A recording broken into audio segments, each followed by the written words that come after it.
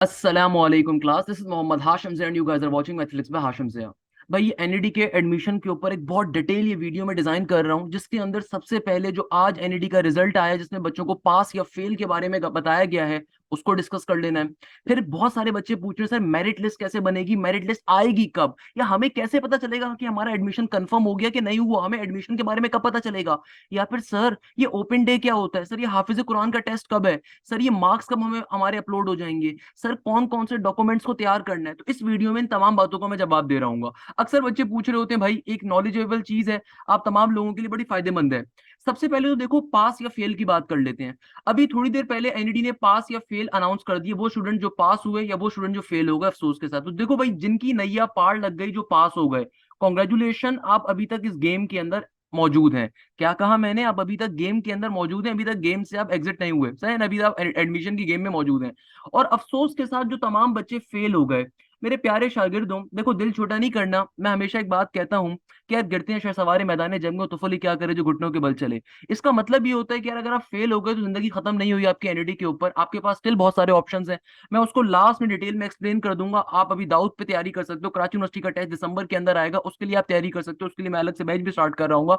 नहीं तो आप गैप ईयर को भी देख सकते हो। नहीं तो आपके पास, अगर आप गैप ईयर की आफत को नहीं लेना चाहती हो, गैप ईयर लेना बड़ा मुश्किल फैसला होता है। गैप ईयर के अंदर बेटा बहुत सारी चीजें होती हैं, बहुत सारे मसले मसाइल होते हैं, डिप्रेशन होता है, परेशानी होती है, घर वालों के ताने होती हैं, दोस्तों के ताने होती हैं, दोस्तों की नफरतें होती हैं। तो गैप ईयर एक आसान फैसला नहीं होता।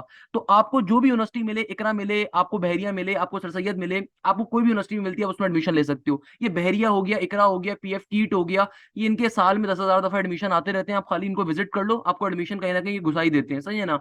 बहरहाल इसके ऊपर मैं बाद में आऊंगा। जो बच्चे फेल हो गए उनकी अभी बात नहीं करते, तो पहले पास वाले बच्चों की बात कर लेते हैं। देखो बेटा, जो बच्चे पास हुए हैं, आप इस गेम में अभी भी मौजूद हो। देखो जो फेल हुए, आपने परेशान नहीं होना, आपके बारे में भी मैं डिटेल में डिस्कस करूंगा, बट एंड के अंदर, सही है ना। देखो जो बच्चे पास हो गए ना, अभी आप गेम में मौजूद हो। अब सबसे पहला सवाल अक्सर बच्चों को आता है, सर मेरिट लिस्ट कब आएगी, सर पता कैसे चलेगा एडमिशन हो गया नहीं हुआ, सर मार्क्स कैसे अपलोड होंगे, सर वो फील्ड कैसे मिलेगी। तो देखो सारी बातों का जवाब क्या है, सबसे पहले मार्क्स आपके अपलोड होंगे। अब आपके जहन में क्वेश्चन आता है, सर ये मार्क्स कब अपलोड होंगे। बेटा ये मार्क्स या तो आज रात अपलोड हो जाएंगे, नहीं तो कल सुबह अपलोड हो जाएंगे, या फिर कल के दिन के अंदर किसी वक्त भी अपलोड हो सकते हैं मार्क्स, या परसों अपलोड हो जाएंगे।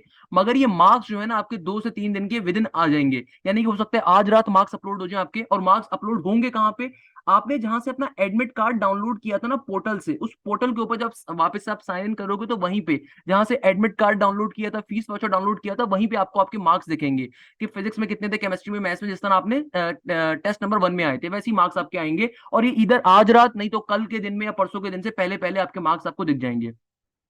Now comes on the very important question, sir क्या हमारा एडमिशन कंफर्म हो जाएगा फिर। नहीं मेरा बेटा, अभी इश्क के इम्तिहान बहुत सारे हैं।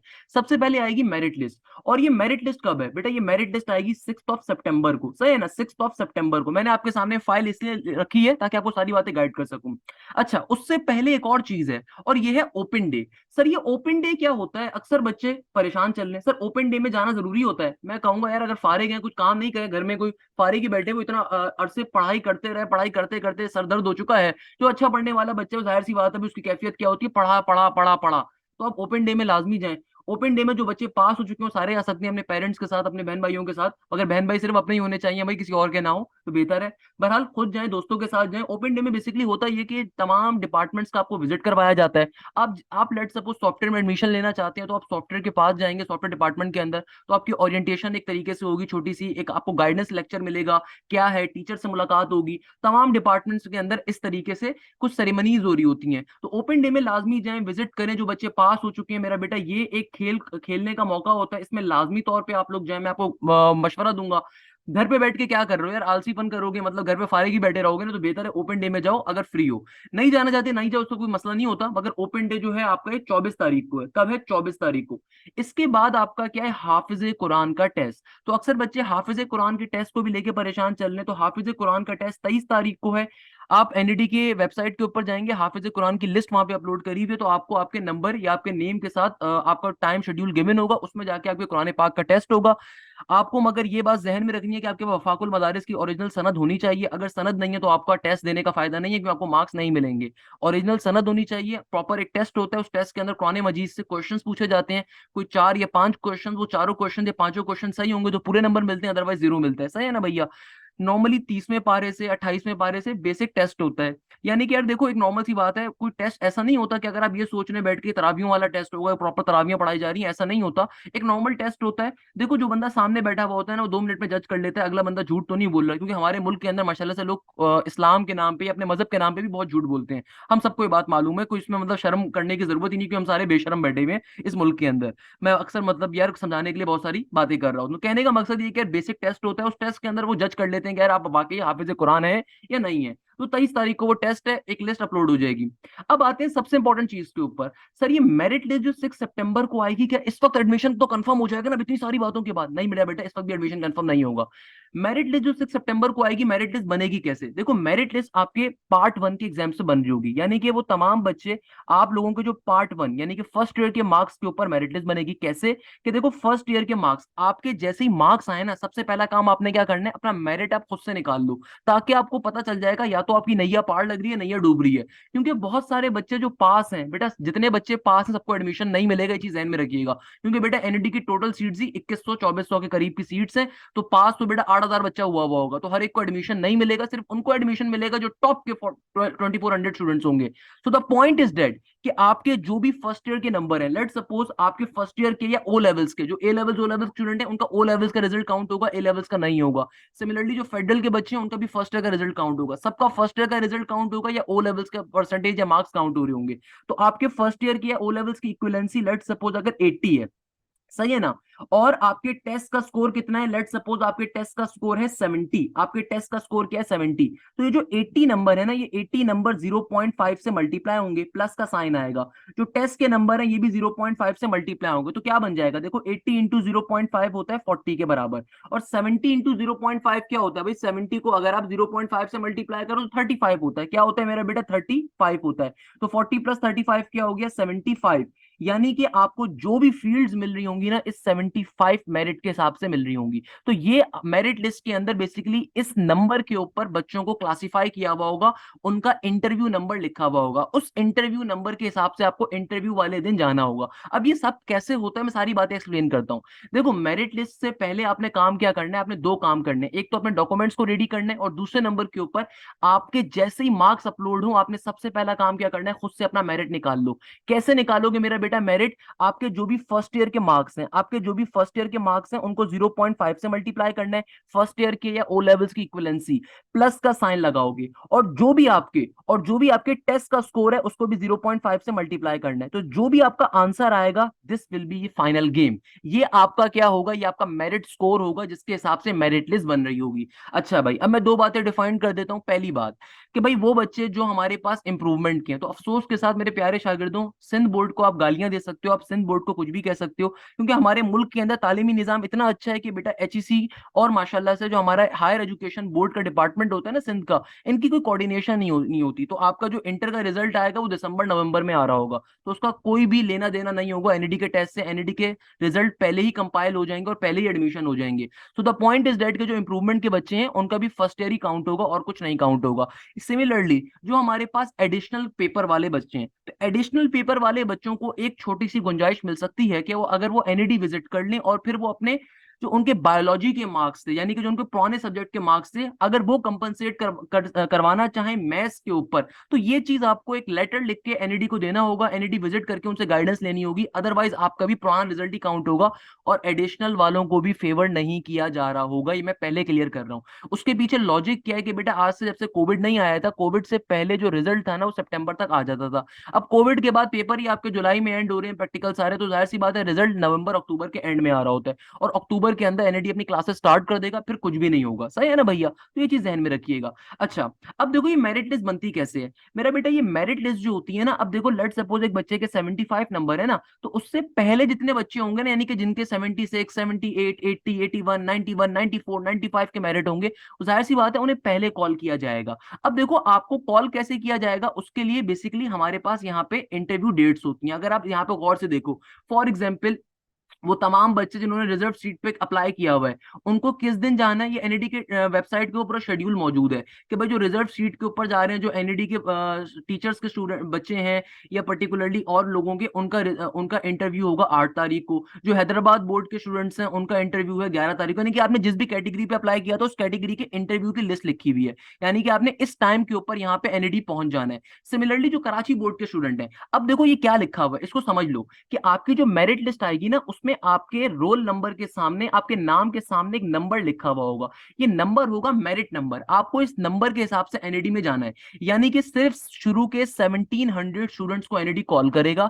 अगर ये लोग सीट नहीं लेते और सीट छोड़ते हैं तो फिर सेकंड मेरिट लिस्ट आती है, तो फिर 1700 के बाद वाले स्टूडेंट्स होते हैं फिर एंटरटेन होते हैं। तो जो मैंने आपसे बात करी थी ना कि बेटा अगर आप पास हो भी गए हो ना, तो अभी उछलना कूदना नहीं है भाई, अभी दावतें नहीं स्टार्ट करनी, अभी इश्क के इम्तिहान बहुत सारे हैं। अभी आपके जब मार्क्स आएंगे तो आपको अंदाजा होगा। वैसे जिन बच्चों ने टेस्ट नंबर 1 दिया हुआ है, तो आप एक अंदाजा कर लें कि यार आपके लेट सपोज टेस्ट नंबर 1 में जो भी नंबर थे, आप उसके हिसाब से मेरिट खुद सोच लीजिए। सही है ना भैया? तो कहने का मकसद क्या है? कहने का मकसद ये है कि भैया अभी पास या फेल होने की खुशी नहीं मनानी। अभी क्या है, अभी जब आपके मार्क्स आएंगे, जब मेरिट लिस्ट आप खुद बनाओगे, या मेरिट लिस्ट जब एनईडी अनाउंस करेगा, तो मेरे प्यारे शागिर्दों उसके अंदर एक नंबर गिवन होगा। उस नंबर के हिसाब से आपको इंटरव्यू के लिए जाना है। फॉर एग्जाम्पल, रोल नंबर 1 से लेके 50, यानी कि मेरिट नंबर 1 से लेके 50 के स्टूडेंट जो है 14 तारीख को, 14 सितंबर को सुबह 9 बजे से लेके 9:30 तक उनका इंटरव्यू होगा। अब इंटरव्यू में होता क्या है, इंटरव्यू में सिर्फ एक सवाल होगा आपसे। एक तो पैसे लिए जाएंगे, एडमिशन फीस ली जाएगी, और दूसरा सवाल क्या होगा, दूसरा सवाल ये होगा कि भैया ये बताइए आपने फील्ड कौन सी लेनी है। तो जो बच्चे फील्ड लेते जाएंगे वो फील्ड्स खत्म होती जाएंगी, और आहिस्ता आहिस्ता जब फील्ड्स खत्म हो जाएंगी तो ऑब्वियसली सी बात है जो एंड का बच्चा होगा उसके लिए कोई फील्ड नहीं बचती।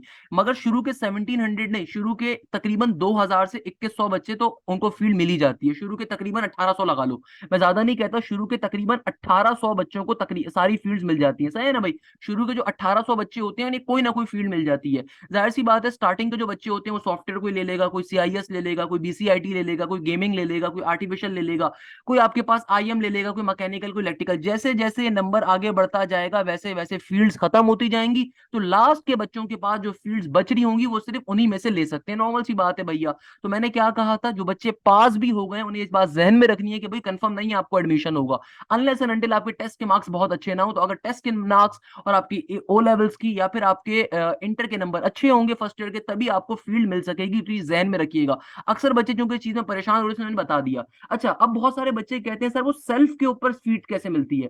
बेटा सेल्फ के ऊपर सीट भी इसी पैटर्न पे मिलती है कि भाई आपका जो मेरिट लिस्ट आएगी तो उसी मेरिट के अकॉर्डिंग आपको बुलाया जाएगा। ऐसा नहीं है कि अगर आपने सेल्फ फाइनेंस के पैसे भरे हुए तो आपको एनईडी पहले दिन बुला लेगा कि भाई इसने 10 लाख रुपए भरे थे, इसने 8 लाख रुपए भरे थे। बेटा पैसे आज के जमाने में हर एक के पास है। तो अक्सर बच्चे एक तो ये कंफ्यूजन का शिकार होते हैं कि अगर वो 10 लाख रुपए पे कर दें या 8 लाख रुपए अगर दे दें तो उन्हें फील्ड कंफर्म मिल जाएगी। कंफर्म कुछ भी नहीं होता भाई। आज के जमाने में देखो हर माँ बाप क्या चाहता है कि उसके बच्चे तालीम हासिल करें। तो जिस तरह आपके माँ बाप ने दिल पे पत्थर रख के इतने पैसे दिए ना, वैसे ही और लोगों के माँ बाप ने भी पैसे दिए हुए होते हैं। तो भाई देखो होता क्या है, होता यह कि इसी मेरिट के अकॉर्डिंग आपको इंटरव्यू के लिए बुलाया जाएगा।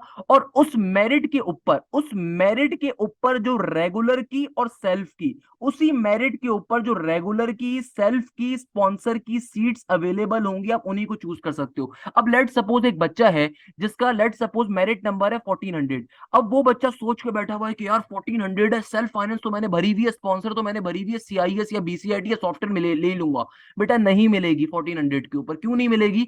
आपको एक अंदाजा दे रहा हूँ, कंफर्म नहीं कह रहा, बट लाजमी सी बात है नहीं मिलेंगे। पहले वाले बच्चे खा जाएंगे कि मेरा बेटा देखो, आपको एक बड़ी सिंपल सी बात बताऊं ना, कि भाई आप अगर 1400 के ऊपर सेल्फ भर के बैठे हुए हो ना, तो जाहिर सी बात है जिस बच्चे का मेरिट नंबर 600 है या 650 है, 645 है, उसने भी सेल्फ भरा हुआ होगा। तो जब उसकी बारी आएगी ना, और अगर रेगुलर के ऊपर सॉफ्टवेयर या सीआईएस या बीसीआईटी या कंप्यूटर की कोई भी फील्ड अवेलेबल नहीं है, लेट्स सपोज कोई भी फील्ड अवेलेबल है, तो वो क्या करेगा, वो बच्चा वो हासिल कर लेगा सेल्फ के ऊपर। वो बच्चा अपना सेल्फ का राइट यूज कर लेगा। तो याद रखिएगा, आपको जिस मेरिट के अकॉर्डिंग बुलाया जाएगा इंटरव्यू के दिन, आप उस मेरिट के ऊपर जब जाओगे तो उस वक्त जो रेगुलर की, सेल्फ की, स्पॉन्सर की सीट्स अवेलेबल होंगी, आप उनमें से कोई भी सीट ले सकते हो। अच्छा, लेट सपोज अगर आपने रेगुलर की सीट ले ली तो आपको आपके सेल्फ और स्पॉन्सर के पैसे वापस मिल जाएंगे विद इन 20 to 25 डेज। और अगर आपने सेल्फ के ऊपर सीट भर ली तो वो पैसे एनईडी वालों के पास पहले से थे, वो वही रख लेंगे। सही है ना भैया? आपको सिर्फ एडमिशन फीस देनी होगी। एडमिशन फीस क्या है? 80,000 रुपए के करीब है एडमिशन फीस। सबसे कम पाकिस्तान में एक बेहतरीन इंजीनियरिंग यूनिवर्सिटी की फीस यही है। आप इन तमाम फीसेस को देख लीजिएगा, इनके हिसाब से आपने फीस लेके जानी है।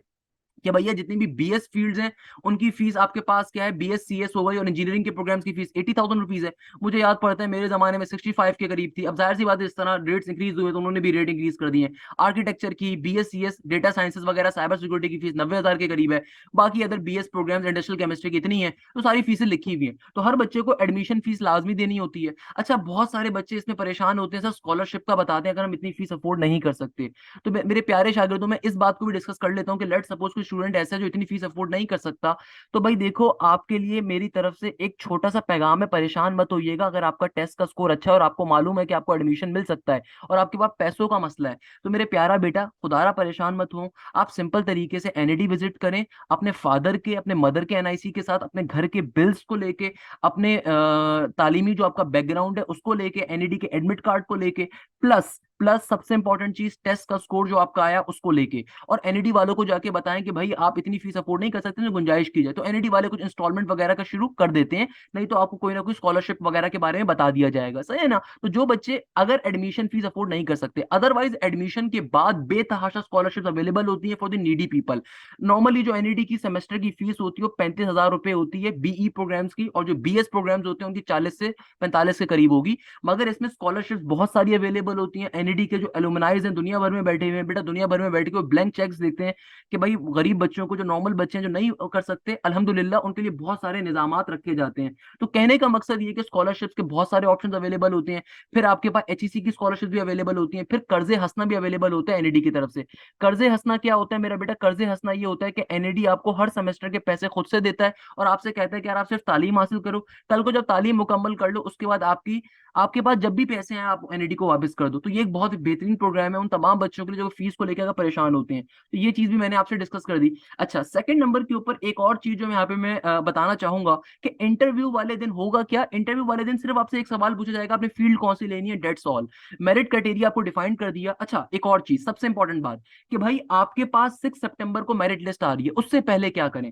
देखो, उससे पहले एक तो डॉक्यूमेंट्स को रेडी करना है, दूसरे नंबर के ऊपर आप खुद से अपना मेरिट डिफाइन कर लें। कैसे अपना मेरिट डिफाइन कर लें? अगर आपने सुना हो तो मैंने ऊपर भी कहा था, मेरिट लिस्ट खुद से बना लें, यानी कि अपना मेरिट खुद से डिफाइन कर लें। देखो, आपके जितने भी सेकंड टेस्ट के नंबर आए। अच्छा, एक और चीज जो सबसे इंपॉर्टेंट है मेरा बेटा, फर्स्ट टेस्ट और सेकंड टेस्ट में जिसमें भी हाईएस्ट नंबर आपने स्कोर किए होंगे, फर्स्ट टेस्ट और सेकंड टेस्ट में जो भी आपके हाईएस्ट नंबर होंगे वो काउंट होंगे। अच्छा, सही है ना भैया? जो भी आपके पर्टिकुलरली आपके जिस टेस्ट में भी हाईएस्ट स्कोर है, आपने उस स्कोर को कंसीडर किया, आपने उसको 0.5 से मल्टीप्लाई करवा दिया, और फिर आपके O level score first year के जो मार्क्स हैं आपने उसको सिंपल तरीके से 0.5 से मल्टीप्लाई करवा दिया। आपके पास जो नंबर आएगा, आपने करना क्या है, मैं डिस्क्रिप्शन के अंदर अपनी एक लिस्ट शेयर कर दूंगा कि लास्ट के 3 इयर्स के अंदर एनईडी का मेरिट कैसा रहा था, लास्ट के 3 इयर्स के अंदर। अच्छा, ये सिर्फ कराची बोर्ड के स्टूडेंट्स के लिए होगी।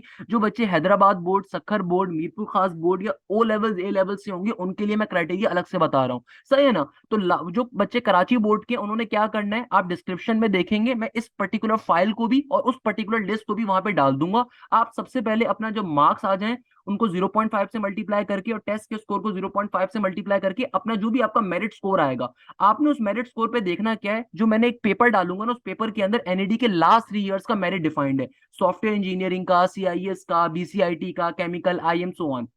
चूंकि लास्ट ईयर डेटा साइंसेस आई थी तो सिर्फ लास्ट ईयर की डीएस और एआई वगैरह का मेरिट भी मिल जाएगा। अब आपने देखना क्या है, आपने सिंपल तरीके से 2022 की जो मेरिट लिस्ट है आपने उसको गौर से देखना है, और गौर से देखने के बाद करना क्या है, आपने ये देखना है कि आप इनमें से किस डिपार्टमेंट में जा सकते हो। उसके बाद आपने उस डिपार्टमेंट को स्टडी करना है। देखो, अक्सर बच्चे मुझे मैसेज करके पूछ रहे होते हैं, सर आप बताएं कि मैकेनिकल का स्कोप क्या है। बेटा, मैंने मैकेनिकल को स्टडी नहीं करना, खुदारा इस बात को समझो, मैं ऑलरेडी मैकेनिकल इंजीनियर हूं, मैं ऑलरेडी इंडस्ट्रियल मैन्युफैक्चरिंग इंजीनियर हूं, मैं ऑलरेडी बहुत अच्छी फर्म में काम कर रहा हूं। द पॉइंट इज दैट तुमने पढ़ना है बेटा, तुमने सॉफ्टवेयर को पढ़ना है। खुदारा इस बात को समझो, मैं अक्सर बच्चों को ये बात समझा समझा के थक गया। अक्सर बच्चे मुझे मैसेज करते हैं, सर वो सॉफ्टवेयर का स्कोप बता दें। बेटा, आपके पास नेट अवेलेबल है, आपके पास यूट्यूब अवेलेबल है। देखो, आपका मेरिट स्कोर जिस भी पर्टिकुलर फील्ड के ऊपर लाई कर रहा हूं, फॉर एग्जाम्पल मैं आपको दिखाता हूँ, लेट सपोज। अच्छा भाई, इधर देखें तमाम स्टूडेंट्स काइंडली, ये 2022 का मेरिट है, ये कब का है, 2022 का है, ये 2021 का है, ये 2020 का है। तो आपने करना क्या है, आपने जब अपना मेरिट स्कोर निकाल लिया, लेट सपोज आपका मेरिट स्कोर बन रहा है 85, तो आपने क्या करना है, आपने खुद जाके देख लेना है कि भाई आपको इस मेरिट स्कोर के अकॉर्डिंग कौन सी फील्ड मिल सकती है। तकरीबन 10 to 20% का डिफरेंस होता है, वही फील्ड तकरीबन आपको थोड़ी मिल रही होगी। अब बहुत सारे बच्चे बोलेंगे सर लास्ट ईयर तो कोविड का रिजल्ट था, 3 पेपर हुए थे, ये हुआ था वो हुआ, तो सर इससे कितना मेरिट डिक्रीज हो रहा होगा। मैं उस बात को अभी अलग से डिफाइन कर देता हूँ, मगर पहले क्या चीज सुन लो कि भाई देखो कैसे देखना है। लेट सपोज आपका मेरिट स्कोर आ गया 85, तो आपने क्या करना है, आपने यहाँ पे जाके देख लिया कि भाई 85 के ऊपर कौन सी फील्ड मिल रही है, लेट सपोज इलेक्ट्रिकल मिल रही है, और उससे ऊपर क्या है, उससे ऊपर साइबर सिक्योरिटी है, आर्टिफिशियल इंटेलिजेंस है, और इससे नीचे क्या है, इलेक्ट्रॉनिक्स है। तो आपने ये 3 4 फील्ड्स को अपने जहन में रख लेना है, क्योंकि आपको इन्हीं के दरमियान कोई ना कोई फील्ड मिल रही होगी, इन 5 से 6 जो ऊपर, 3 4 ऊपर की फील्ड, 3 4 नीचे की, तो इनके 3 4 ऊपर नीचे की फील्ड्स ही आपको मिल सकती हैं। तो आपने इस चीज को अपने जहन में रख लेना है, क्योंकि ये बात आपको मालूम होनी चाहिए मेरा बेटा, मेरिट हो सकता है थोड़ा सा इंक्रीज हो जाए, थोड़ा सा डिक्रीज हो जाए। बेटा मेरिट के अंदर जो बच्चे ये कह रहे होते हैं सर मेरिट डिक्रीज नहीं होगा, कितना होगा, क्या होगा, तो बेटा कोई भी बंदा खुदा तो है नहीं जो आपको बता सके। हाँ मैं आपको एक ये बता सकता हूँ कि भाई हल्का सा मेरिट इंक्रीज हो सकता है, हल्का सा डिक्रीज हो सकता है। अच्छा, अब बहुत सारे बच्चे बोलेंगे डिक्रीज क्यों नहीं होगा। मेरा बेटा डिक्रीज इसलिए नहीं होगा क्योंकि देखो कराची की आबादी है 3 करोड़ प्लस की, ये सेंसस जो होता है ना जाली होता है, जिसमें बताया जाता है कि भाई 1 करोड़ की हम लोग हैं। बेटा मेरा बेटा, यहाँ पे इतने शदीद मसले मसाइल हैं शहर में, आपको भी अंदाजा है, मुझे भी अंदाजा है। तो भाई जो यूनिवर्सिटीज है ना, यूनिवर्सिटी खाली एक ही है जिसमें आप अप्लाई कर रहे हो, उसमें टोटल सीट हर डिपार्टमेंट की 60 40 50 100 150, इससे ज्यादा नहीं होती। तो कहने का मकसद ये है कि भैया मेरिट कितना डिक्रीज हो जाएगा यार, 10% थोड़ी डिक्रीज हो सकता है, ऐसा थोड़ी हो सकता है कि यार जो फील्ड कल को 91 पे क्लोज हुई थी अभी 82 पे हो जाए, ऐसा नहीं पॉसिबल। जो देखो सॉफ्टवेयर इंजीनियर का 91 पे क्लोज हुई थी, हद से हद 89 पे क्लोज हो जाएगी, हद से हद, ये मैं बहुत मैक्सिमम बता रहा हूँ, हद से हद 88 पे हो जाएगी यार, इससे ज्यादा थोड़ी नीचे जाएगी। क्योंकि मेरा बेटा हर आने वाले साल में कंपटीशन इंक्रीज होता है। हो सकता है आपको इस बारे में अंदाजा ना हो, मैं आपको डिफाइन कर देता हूँ। बेटा हर आने वाले साल में जैसे जैसे शऊर बढ़ता जाता है, वैसे वैसे लोग अपने बच्चों को तालीम दिलवाते हैं। जब बच्चों को तालीम दिलवाते हैं तो जाहिर सी बात है इस मुल्क के अंदर प्लानिंग नाम की कोई चीज नहीं है, तो यूनिवर्सिटीज का इजाफा नहीं हो रहा। यूनिवर्सिटीज वही 2 3 है, नस्ट हो गई, फास्ट हो गई, एनईडी हो गई, दाऊद हो गई, यही 3 4 यूनिवर्सिटीज खाली मौजूद है। जब यूनिवर्सिटीज कम है तो जाहिर सी बात है उन पर प्रेशर बहुत ज्यादा होता है, इसीलिए टेस्ट को अच्छा रखा जाता है, इसीलिए सीट्स कम है। तो जब सीट्स कम होंगी तो कंपटीशन क्या होगा, ज्यादा होगा। तो भाई हद से हद इससे 2 3% गिर जाएगा। तो आपने एक चीज ध्यान में रखनी है, लेट सपोज अगर आपका मेरिट है 82, तो आप सिंपल तरीके से शराफत से जाके क्या करोगे मेरा बेटा, आप देखोगे 82 से 3 4 फील्ड ऊपर की कौन सी है, 3 4 नीचे की कौन सी है, उनके बारे में फिर स्टडी करना है। क्या करना है, स्टडी करना है। उनकी जॉब्स देखो कैसी जॉब्स होती हैं, उनके बारे में पढ़ो कैसा पढ़ाया जाएगा उसके अंदर। आप कोर्स डिस्क्रिप्शन को जाके देखो, एनईडी की वेबसाइट पे कोर्स आउटलाइन सबकी मौजूद है, आपको प्रोस्पेक्टस मिला होगा उसमें भी मौजूद है। नहीं तो यूट्यूब के ऊपर जाओ, सिंपल तरीके से लिखो कि भाई इंडस्ट्रियल मैन्युफैक्चरिंग की फील्ड दुनिया में कैसी है, how is a industrial manufacturing field in modern world. आप जाके लिखो कि what is a typical day of a industrial manufacturing engineer, what is a typical day for an mechanical engineer, how data sciences work, how artificial intelligence work, इनके बारे में study करो। मैं अक्सर देखता हूँ बच्चे मुझे मैसेज कर रहे होते हैं सर आप स्कोप बता दें। बेटा मैं तो स्कोप बता दूंगा, मगर खुदारा मुझे वो चीज नहीं पढ़नी, वो चीज आपने पढ़नी है। जब आपने पढ़नी है तो आपने उसको स्टडी करना है खुद से। अच्छा, एक बात तो ये हो गई। दूसरी बात, बहुत सारे बच्चे बोलेंगे सर वो सेल्फ फाइनेंस पे क्या होता है, जरा ये भी बता दें।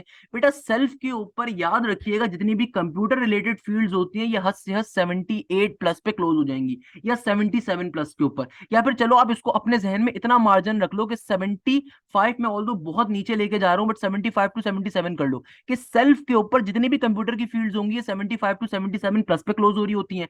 बाकी मैकेनिकल, इलेक्ट्रिकल, इलेक्ट्रॉनिक्स वगैरह, इलेक्ट्रॉनिक्स बहुत अच्छी फील्ड है, क्योंकि मेरा बेटा जिन बच्चों को कंप्यूटर नहीं मिलती, याद रखिएगा इलेक्ट्रॉनिक्स जो है कंप्यूटर की सब फील्ड है, तो इलेक्ट्रॉनिक्स में जा रहे होते हैं। तो भाई जो इलेक्ट्रॉनिक्स जैसी फील्ड है, इलेक्ट्रॉनिक्स हो गई, इलेक्ट्रिकल हो गई, वो 70 प्लस पे क्लोज हो रही होती है। जो आईएम हो गई आपके पास, या मैकेनिकल वगैरह हो गई, या आपके पास केमिकल हो गई, ऑटोमोटिव हो गई, ये फिर 65 68 प्लस के ऊपर, ये सेल्फ के ऊपर क्लोज हो रही होती है, सेल्फ स्पॉन्सर के ऊपर।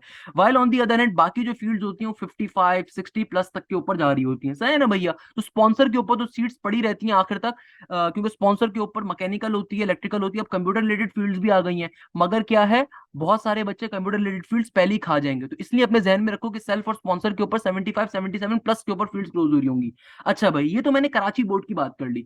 While on the other hand जो बाकी जितने भी बोर्ड्स हैं, जिसमें फेडरल बोर्ड आ गया, जिसमें सिंध के इंटीरियर बोर्ड्स आ गए, जैसे मीरपुर खास, सक्कर, हैदराबाद, याद रखिएगा मेरा प्यारा बेटा, इन तमाम के तमाम बोर्ड्स के अंदर आपका जो मेरिट होना चाहिए वो एटलीस्ट 80 प्लस होना चाहिए, और कंप्यूटर रिलेटेड फील्ड्स के लिए तो 85 प्लस होना चाहिए। अगर आप ओ लेवल्स बैकग्राउंड के ऊपर हो, अगर आप सिंपल तरीके से फेडरल है, आपका इंटीरियर सिंध का कोई भी बोर्ड है, कोई भी रिजर्व कैटेगरी है, उसके पीछे लॉजिक क्या है कि इनकी नंबर ऑफ सीट्स कम है, क्योंकि एनईडी के अंदर सबसे ज्यादा सीट्स कराची बोर्ड की है, देन ओ लेवल्स की है 128 द पॉइंट इज डेट कि भाई आप किसी भी अच्छी फील्ड में अगर एडमिशन लेना चाहते हो, अगर आप हैदराबाद बोर्ड से हो, सक्कर बोर्ड से हो, मीरपुर खास बोर्ड से हो, आपका मेरिट स्कोर अफसोस के साथ 80 प्लस होना चाहिए, और कंप्यूटर फील्ड के लिए तो खुदारा 85 प्लस होना चाहिए।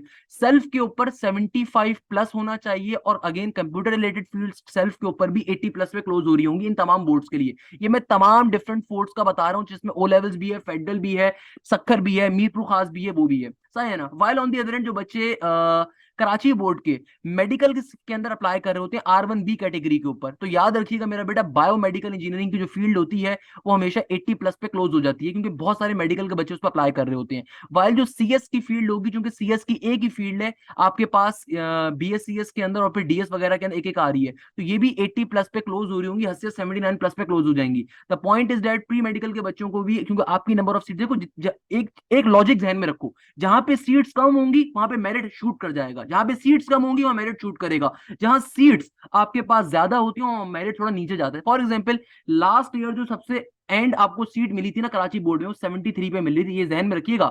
अप्लाइड फिजिक्स जैसी जो थकी भी तो नहीं है, अच्छी फील्ड है यार, उसका भी एक अच्छा स्कोप है, मार्जिन है, मैं थकी भी तो नहीं कहूंगा। आप सिर्फ मेरिट को देख के नहीं कह सकते कोई फील्ड खराब है, नहीं है, रिमेंबर दिस थिंग। सिर्फ मेरिट को देख के अंदाजा मत करिएगा कोई फील्ड कैसी है, क्योंकि भाई मेरिट जो होता है ना बच्चों की चॉइस को डिफाइन करता है, मेरिट हमेशा बच्चों की चॉइस को डिफाइन करता है, उससे इस बात का कोई ताल्लुक नहीं होता उसमें क्या है क्या नहीं है। यार मैं मैनेजमेंट साइंसेस के एक बंदे को जानता हूँ, मैं एक जगह जॉब कर रहा था, उस बंदे का नाम बता देता हूँ, हम्माद नाम है बेटा, वो रेड बुल के ऑपरेशंस का जनरल मैनेजर है पूरे पाकिस्तान का, एनईडी का 2018 के पास आउट है मैनेजमेंट साइंसेस के। उनकी सैलरी जो होगी ना मेरा बेटा, वो 20 से 25 लाख रुपए महीने की होगी। मगर खुदारा सैलरी को देख के कहीं पे मत जाओ, क्योंकि मेरा बेटा उस बंदे की स्टार्टिंग जो जर्नी थी ना वो एक नॉर्मल थी, यानी कि स्टार्टिंग के अंदर हर एक को 30,000 रुपए मिलते हैं, 40,000 रुपए मिलते हैं। तो अगर आप में से किसी के बच्चे के जहन में ये एक गलत कॉन्सेप्ट है ना कि अगर आप CS पढ़ लोगे, आप ये कर लोगे, वो कर लोगे, स्टार्टिंग सैलरी 1 लाख प्लस होगी, पता नहीं ग्रेजुएट हो गए तो लड़की का बाप BMW लेके खड़ा होगा कि बेटा अपनी बेटी से मैंने, मेरी बेटी से तू ही शादी करेगा, ऐसा कुछ भी नहीं होता। स्टार्टिंग सैलरी अफसोस के साथ इस मुल्क में आज भी 30,000 40,000 रुपए होती है, आप ग्रेजुअली इंक्रीज करते हो। So the point is that, आप किसी भी फील्ड का मेरिट देख के ये नहीं कह सकते कि यार वो फील्ड बेकार है, नहीं है बेटा, हर फील्ड इंपॉर्टेंट है, हर फील्ड का बहुत बड़ा स्कोप है, तभी यूनिवर्सिटी ऑफर कर रही होती है। ये जो मेरिट होता है ये बच्चों की चॉइसेस को डिफाइन करता है कि कौन सा बच्चा किस साल किस फील्ड में जा रहा है। लेट सपोज 2014 के अंदर आपको अगर मैं बड़े मजे की बात बताऊं, तो एनईडी की जो पेट्रोलियम इंजीनियरिंग थी ना, 2014 की बात कर रहा हूँ, एनईडी की पेट्रोलियम इंजीनियरिंग 85 पे क्लोज हुई थी। क्यों? क्योंकि उस जमाने में पेट्रोल का बहुत गलबा था, हर एक को पेट्रोलियम करने का शौक था। और उसके बाद आज पेट्रोलियम इंजीनियरिंग किस पे क्लोज हो रही है, आप खुद देख सकते हो, ये पेट्रोलियम 76 के ऊपर, 72 के ऊपर, 74 पे क्लोज हो रही होती है। द पॉइंट इज डेट कि भाई हर साल लोगों की प्रायोरिटीज चेंज होती है, क्योंकि अब आईटी का दौर है, तो हर एक को शौक है भाई घुसना है आईटी में। कब पता नहीं होगा पाइथन क्या होती है, कब पता नहीं होगा क्या चीज क्या है, तो खुदारा स्टडी करना स्टार्ट करो। आपको जो भी ये टाइम मिल रहा है ना 21 तारीख से ऑनवर्ड, आपका 8 अक्टूबर तक आपकी छुट्टियां हैं मेरा बेटा। तो यूनिवर्सिटी में आने के बाद बहुत सारे असाइनमेंट्स होते हैं, बहुत सारे क्वेश्चंस होते हैं, बहुत सारी चीजें होती हैं। एक तो लोगों के जहन में गलत कॉन्सेप्ट होता है यूनिवर्सिटी लाइफ बहुत चिल होती है, बहुत मजाक मस्ती करेंगे। मेरा बेटा अगर मजाक मस्ती करोगे बाद में रेडी लगा रहे हो, पहले बता रहा हूँ। वो जो कहते हैं ना कि जॉब नहीं मिलती इंजीनियरिंग के बाद, वो ऐसे लोगों को नहीं मिलती जो यूनिवर्सिटी के 4 साल जाया करते हैं। जो बच्चा यूनिवर्सिटी के 4 साल तरीके से पढ़ेगा उसको बिल्कुल जॉब मिलती है, हर जगह अच्छी से अच्छी मल्टीनेशनल में जॉब मिलती है। मैंने अपनी जिंदगी में बहुत देखा हुआ है, मैंने खुद किया हुआ है। तो कहने का मकसद ये खुदारा तरीके से बैठ के पढ़ना है, यूनिवर्सिटी के 4 साल टाइम नहीं मिलेगा। तो ये अभी जो आपके पास टाइम है इसके अंदर आपने क्या करना है, अगर आप आईटी फील्ड को टारगेट कर रहे हो तो बैठ के पाइथन को सीखो, यूट्यूब के ऊपर जाओ, पाइथन के छोटे छोटे प्रोग्राम्स बनाओ भाई, पाइथन के ऊपर डिफरेंट लाइब्रेरीज को सीखो, पाइथन के प्रोग्राम्स बनाओ, यूट्यूब से देख देख के बनाओ। अगर मैकेनिकल इलेक्ट्रिकल में जा रहे हो तो मेरा बेटा इनके सॉफ्टवेयर को सीखो, आप यूट्यूब पे स्टडी करो, आपको बहुत सारी चीजें मिलेंगी। मेरा बेटा there is a crazy world waiting for you, जो आपको हेल्प करने को तैयार है। लोग समझते नहीं है इस बात को, खुदारा समझो अपने यूनिवर्सिटी के 4 साल अगर प्रोडक्टिव यूज करने हैं तो उसके लिए अभी से मेहनत करनी है, अभी से पढ़ना है। मेरा बेटा अभी जो आपके पास टाइम है इसमें रिलैक्स होते हुए इन तमाम चीजों को देखो, इन तमाम चीजों को समझो। देखो ये बातें कोई टीचर नहीं करेगा यार, आपको आप कितने हजारों टीचर से पढ़ चुके होगे। कोई बेकार के अंदर जाना, मैं गला सुखाता नहीं है, मुझे जैसा कोई बेकार आदमी होता है गला सुखाता है, जो इस कौम की यूथ को कुछ समझाना चाह रहा है कि देखो अगर मुल्क में तरक्की करनी है ना, इस मुल्क में आपको भी पता है मेरा बेटा किस तरह के हालात हैं, क्या हालात नहीं है, तो बेटा मुल्क से बाहर भी भागना है, अगर मुल्क में भी काम करना है, अगर उसके लिए स्किल्स होनी चाहिए। वो स्किल्स उस वक्त मिलेंगे जब आप वर्किंग करोगे, when you will work, when you will study, उस वक्त आपको कोई ना कोई स्किल आएगी। जब तक नहीं करोगे कुछ भी नहीं कर पाओगे आप। तो खुदारा इन चीजों पे वर्किंग करो, इन चीजों को देखो, आपका जो भी मेरिट नंबर, उस मेरिट नंबर के अकॉर्डिंग फील्ड को देखो, और फिर उस फील्ड को देखने के बाद उन फील्ड्स को स्टडी करो। डिफरेंट, अगर आईटी में जाने का क्रेज रखते हो तो भैया आईटी को सीखो तो सही, पाइथन सबसे बेसिक लैंग्वेज है उसको सीखो, सी प्लस प्लस को सीखो, जावा को सीखो, मगर पाइथन से आगाज करो, पाइथन सबसे आसान आपको लगेगी इंशाल्लाह। छोटे छोटे प्रोग्राम्स को बनाओ, सही है ना भैया। तो ये छोटी छोटी बातें थी जो मैंने बहुत डिटेल में आपको मेरिट लिस्ट के अकॉर्डिंग किस तरीके से बनने की डिफाइन कर दी। अच्छा, दूसरे नंबर के ऊपर एडमिशन कंफर्म कब होगा मेरा बेटा, जब आप इंटरव्यू के अंदर जाओगे, आप जब इंटरव्यू में आपको बुलाया जाएगा according to your merit number, उस वक्त फिर आप जब पैसे पे कर दोगे तब आपका पर्टिकुलरली आपका एडमिशन कंफर्म हो रहा होगा। और डॉक्यूमेंट लिस्ट जो है, अच्छा ये जो आपके पास टाइम अवेलेबल है, इस टाइम को खुदारा जाया नहीं करना, इसमें एक और काम सबसे इंपॉर्टेंट काम है, वो है डॉक्यूमेंट लिस्ट को तैयार करना। ये डॉक्यूमेंट लिस्ट पूरी गिवन है, इस डॉक्यूमेंट लिस्ट को समझ लीजिए भाई। सबसे पहले तो आपका जो पोर्टल के ऊपर एक एप्लीकेशन ऑफ एडमिशन होगी, जब मेरिट लिस्ट आपके पास आ जाएगी ना, तब एनेक्शर 1 और एनेक्शर 2 ओपन हो जाएगा, इसको डाउनलोड करना है। और सही है ना, ब्लैक एंड व्हाइट करो या कलर करो, आपकी चॉइस है, कोई मतलब इसको देखता नहीं है भैया। तो एप्लीकेशन ऑफ एडमिशन जो होता है ना, ये बेसिकली आपके पोर्टल के ऊपर ये एनेक्शर ऑफ एडमिशन होगा, जो आपके पास जब मेरिट लिस्ट आ जाएगी उसके बाद ये ऑन होगा। इसको आपने डाउनलोड कर लेना है, इसको डाउनलोड करोगे, सही है ना। अच्छा, फिर आपके एसएससी का मतलब कि आपके जो भी ओ लेवल्स की मार्कशीट है, इक्विवेलेंसी है, या एसएससी यानी कि सिंपल तरीके से जो आपके मैट्रिक के, आपके पर्टिकुलरली मैट्रिक की आपकी जो मार्कशीट है वो ओरिजिनल, उसकी अटेस्टेड कॉपी, यानी कि ओरिजिनल हो और फोटो कॉपी जो होगी ना उसको अटेस्ट करवाना है। अटेस्ट किससे करवाते हैं मेरा बेटा, कोई भी जो गवर्नमेंट टीचर हो उससे अटेस्ट करवा सकते हैं। नहीं तो आप सिंध हाईकोर्ट के बाहर चले जाओ या लोकल हाईकोर्ट के बाहर चले जाओ, वहां पे 100-100 रुपए लेके 50-50 रुपए ठप्पे मार रहे होते हैं। नहीं तो आप किसी भी अगर आपको ये कोई भी ऑप्शन अवेलेबल नहीं है तो अवामी मरकज है, अवामी मरकज, अब अवामी मरकज चले जाओ, वहां से भी ठप्पे लग जाते हैं, सही है ना, पैसे लेंगे ठप्पे लगाएंगे, पैसे हर एक लेगा भैया। अच्छा, नहीं तो आपके इलाके में कोई लीगल फॉर्म है, वहां से भी सारी काम हो जाएगा। अच्छा, इसमें होता क्या है यार, बेसिकली आप जो आपकी ओरिजिनल मार्कशीट होगी ना, इसकी आपने फोटो कॉपी को अटैच करवाना है, ओरिजिनल मत करवा देना अल्लाह के वास्ते भाई, फोटो कॉपी को अटैच करवाना है। कोई भी आपका जानने वाला गवर्नमेंट टीचर हो वो भी कर सकता है, जो 17 ग्रेड प्लस का एम्प्लॉय हो। नहीं तो अवामी मरकज से हो जाएगा, वो भी पैसे लेंगे। नहीं तो आपके इलाके में कोई लीगल फॉर्मों की डॉक्यूमेंट्स की दुकान हो, उनसे जाके पूछ लीजिएगा, वो भी कर देंगे। नहीं तो ये लोकल हाई कोर्ट के, सिंध हाई कोर्ट हो गया, सुप्रीम कोर्ट हो गया, इसके बाहर बैठे हुए होते हैं लाइन से, वो भी कर देंगे। नहीं तो जहां से डोमिसाइल पीआरसी बनवाते हो वहां से भी आके करवा सकते हो। अच्छा, दूसरे नंबर पे एचएससी के मार्क्स। अच्छा, एचएससी के देखो, आपका सेकंड ईयर का रिजल्ट या ए लेवल्स का रिजल्ट चूंकि बाद में आ रहा होगा, तो मेरा बेटा उसकी मार्कशीट बाद में सबमिट होगी। याद रखिएगा, अगर आप किसी भी बीई में एडमिशन आपको मिल जाता है तो आपके सेकंड ईयर के नंबर 60 प्लस होने चाहिए या 60 होने चाहिए मिनिमम। अगर इससे कम होंगे तो एडमिशन कल को कैंसिल हो जाएगा और सीट आपकी जाया जाएगी, रिमेंबर दिस थिंग। और अगर आप किसी भी बीएस की फील्ड में एडमिशन लोगे, जैसे बीएस सीएस हो गया, बीएस एआई हो गया, या बीएस आपके पास आर्किटेक्चर हो गया, ब्ला ब्ला कुछ भी, तो उसके अंदर मिनिमम परसेंटेज 55 होनी चाहिए। जो ए लेवल्स के बच्चे उनकी इक्विवेलेंसी 60 प्लस होनी चाहिए, और या बीएस के लिए 55 प्लस होनी चाहिए। अगर इससे कम हुई तो एनईटी आपसे आपकी मार्कशीट मांगेगा, मार्कशीट नहीं दोगे तो वैसे एडमिशन कैंसिल कर देगा, तो मार्कशीट आपसे मांगेगा।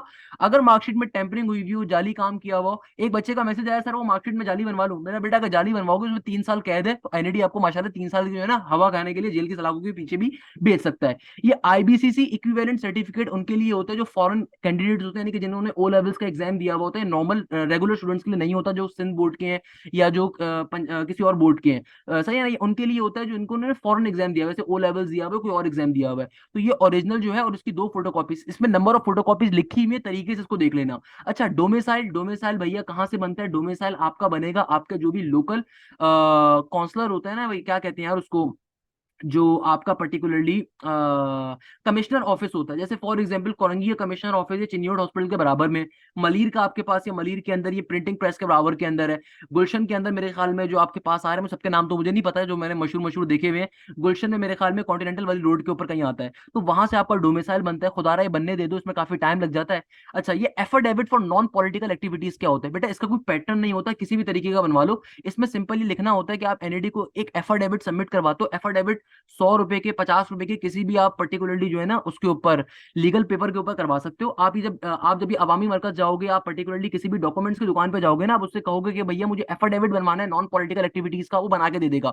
उसमें बस ये लिखना होता है कि मैं अपने यूनिवर्सिटी के 4 साल किसी भी किस्म की पॉलिटिकल एक्टिविटीज के अंदर नहीं इन्वॉल्व दूंगा। याद रखिएगा, ये एफिडेविट सबमिट करवाना लाजमी होता है। और कल को अगर आप किसी भी माशाल्लाह से मुत्तहदा में, जमात इस्लामी में, या किसी भी आप जैसे पीपल्स पार्टी में, किसी भी आप फनकारी में मुलव्विस होते हो, तो वो आपका एडमिशन डायरेक्टली कैंसिल हो जाता है, क्योंकि आपने एफिडेविट सबमिट करवाया हुआ होता है। तो एफिडेविट लाजमी बनाना होता है। आप ये 50 रुपए के कागज से बनवाओ, 100 रुपए वाले उसके ऊपर स्टैम्प पेपर भी बनवाओ, किसी भी बनवा सकते हो। इसका कोई पैटर्न नहीं होता, सिंपल पैटर्न है यार, कि इस पे सिंपल आपने चंद इंग्लिश की सतरें लिखवानी है, चंद इंग्लिश की लाइनें लिखवानी है कि my name is this this this, मेरा बेफॉर्म नंबर या सीएनआईसी नंबर ये है। भाई आपका जो भी सीएनआईसी अगर आपका नहीं बना तो आपका बेफॉर्म चल रहा होगा, परेशान होने की जरूरत नहीं है। सीएनआईसी पे जो भी नंबर होता है वो बेफॉर्म नंबर होता है, तो आप अपना वो नंबर लिखवाओगे कि son of this this this, मैं ये एडमिट करता हूँ कि मैं यूनिवर्सिटी के 4 साल किसी भी पॉलिटिकल एक्टिविटीज में एक्टिव नहीं रहूंगा। सही है ना? तो आपको ये एक लिखवाना होगा, उसके ऊपर फिर सिग्नेचर होंगे, अटेस्ट होगी, और ये ओरिजिनल सबमिट होगा। फिर सीएनआईसी होगा या बेफॉर्म, अगर आपका सीएनआईसी नहीं बना वो तो बनने दे दीजिए, और अगर नहीं बन सकता 18 से छोटे तो बेफॉर्म आपका चल रहा होगा। अच्छा, दूसरे नंबर के ऊपर हाफिज कुरान, जिन बच्चों ने हिफ्स किया हुआ है उनकी ओरिजिनल हाफिज कुरान की सनद जाएगी। माइग्रेशन सर्टिफिकेट क्या होता है कि बेटा देखो, अगर आपने अपना बोर्ड चेंज करवाया था तो आपका माइग्रेशन सर्टिफिकेट जो होगा वो मांगा जाएगा। सही है? अच्छा, ये वाली चीज पढ़ लीजिए। एक और चीज जो आप लोगों ने लाजमी करवानी है, आप लोगों ने अपना चेस्ट का एक्सरे लाजमी जाके करवाना है, किसी भी आप लेबोरेटरी से करवा लो, आगा खान से, कोई भी आप ईसा, डॉक्टर ईसा लेबोरेटरी होगी, किसी भी आके करवा लो, ये लाजमी सबमिट होगा। 2 पासपोर्ट साइज फोटोग्राफ्स होंगे, और आपका जो मेट्रिकुलेशन का सर्टिफिकेट होगा, अभी आपने अभी जब इंटर कर लिया ना, तो आप अपने स्कूल विजिट करिएगा, वहां पे मैट्रिक के सर्टिफिकेट्स आ गए होंगे, इसकी अटेस्टेड कॉपी चाहिए होगी। और फॉरेन एग्जामिनेशन की उसके अंदर आपका प्रूफ ऑफ बर्थ वगैरह वो सारी चीज चाहिए होंगी। सारी बेसिक इंग्लिश जबान में चीजें लिखी हुई हैं, इनको फॉलो करो। जो आपके पास अभी ये टाइम है बिफोर इंटरव्यू, इंटरव्यू से पहले पहले सारी डॉक्यूमेंट्स आपने मुकम्मल करने हैं। अगर कोई डॉक्यूमेंट नहीं भी हुआ तो एनईटी वाले आपको 1 से 2 दिन का टाइम दे देंगे। खुदारा ये मत इंटरव्यू छोड़ देना भाई। अगर एक दफा आपने इंटरव्यू छोड़ दिया, जहन में रखिएगा मेरा बेटा, अगर आपने एक दफा इंटरव्यू छोड़ दिया तो दोबारा आपको आपके मेरिट के अकॉर्डिंग फील्ड नहीं मिलेगी। बहुत सारे बच्चे गलती करते हैं, इंटरव्यू वाले दिन जाते नहीं है। बेटा फीस का मसला है, कोई भी मसला है, कोई परेशानी है, कोई आफत आ गई है, इंटरव्यू देने लाजमी जाओ, कुछ भी हो जाए। जिस दिन तुम्हारा इंटरव्यू, उस दिन लाजमी जाओ। अगर तुम उसके बाद जाओगे तो हो सकता है फील्ड ही खत्म हो चुकी हो सारी की सारी, या फिर हो सकता है कि लेट सपोज किसी का मेरिट नंबर 50 था, वो इंटरव्यू देने नहीं गया, तो अब लेट सपोज उसको 2 दिन बाद होश आया, तो उस वक्त हो सकता है मेरिट नंबर 1400 चल रहा हो, तो उसको अब 1400 के अकॉर्डिंग मेरिट मिलेगा, 1400 के अकॉर्डिंग फील्ड मिलेगी, जितना एहतजाज करना है कर ले। सही है ना भैया? तो इंटरव्यू देने अपने टाइम के ऊपर लाजमी जाना है। बाकी ये चेस्ट का एक्सरे लाजमी करवा लेना है, ये आपको सबमिट करवाना होगा। पासपोर्ट साइज फोटोग्राफ है, मेट्रिकुलेशन सर्टिफिकेट, ब्ला ब्ला ब्ला, वो सारी चीजें मैंने बता दी आपको। अच्छा भाई, तो बाकी यहाँ पे आप देख सकते हो, बाकी आप इसको एक दफा पढ़ लीजिएगा, इसमें सबकी इंटरव्यू डेट्स लिखे हुए हैं। और ये तमाम की तमाम चीजें मैंने आपको बता दी कि भाई फेडरल बोर्ड का, आगा खान बोर्ड के लोकल फॉरेन एग्जामिनेशन का कब है, डीआई वालों का, डिसेबल्ड कैटेगरी वालों का इंटरव्यू कब है, वो सारी बातें इसके अंदर लिखी हुई हैं। तो सारी इसमें डेट्स गिवन है आपके इंटरव्यू के हिसाब से, कि भाई अच्छा बाद में सेकंड मेरिट लिस्ट वगैरह, थर्ड मेरिट लिस्ट कब आएगी वो भी लिखा हुआ है, कि जब पहली मेरिट लिस्ट खत्म हो जाती है और कुछ फील्ड्स बच जाती है, फिर सेकंड और थर्ड मेरिट लिस्ट आती है। मगर याद रखिएगा, सेकंड और थर्ड मेरिट लिस्ट के अंदर बहुत छोटा छोटा हमारे पास जो होता है ना, कोई बहुत लास्ट की जो फील्ड्स होती हैं वो बची हुई होती हैं। डॉक्टर मोहम्मद तुफैल साहब ने ये माशाल्लाह से फरमाया हुआ, मेरे उस्ताद ने डॉक्टर मोहम्मद तुफैल साहब, बड़े बेहतरीन एक उस्ताद हैं भैया। अच्छा, लास्ट के अंदर बस एक छोटी सी बात करूंगा, जो बच्चे फेल हो गए मेरा बेटा, आपने परेशान नहीं होना खुदारा। अगर आप लोग फेल हो चुके हो तो बेटा फेलियर्स के लिए आप फेलियर्स नहीं हो। देखो फेलियर्स कौन होते हैं? फेलियर वो होता है जो खुद मेहनत ना कर पाए, जो जिंदगी में फेल को तस्लीम कर ले। देखो अगर आपको कहीं पे एडमिशन नहीं मिल सका तो एक चीज जहन में रखिएगा, सबसे पहले तो एक चीज कि भाई राउंड 1 और राउंड 2 के अंदर वो पर्टिकुलर आपका मार्क्स कंसीडर होंगे जो हाईएस्ट होंगे। सही है ना? लेट सपोज अगर राउंड 1 में आपके 60 थे और राउंड 2 के अंदर आपके 70, तो 70 नंबर काउंट हो रहे होंगे। अच्छा, एडमिट कार्ड की फोटोकॉपी भी अटेस्ट होगी, तो याद रखिएगा एडमिट कार्ड कौन सा वाला होगा, कोई सा भी एडमिट कार्ड, इधर राउंड 1 इधर राउंड 2, कोई सा भी एडमिट कार्ड की आप अटेस्ट करवा सकते हो। इधर लिखा हुआ होगा, कहीं पे पता नहीं क्यों नहीं लिखा हुआ, वरना एडमिट कार्ड भी लेके जाना होता है अटेस्ट करवा के।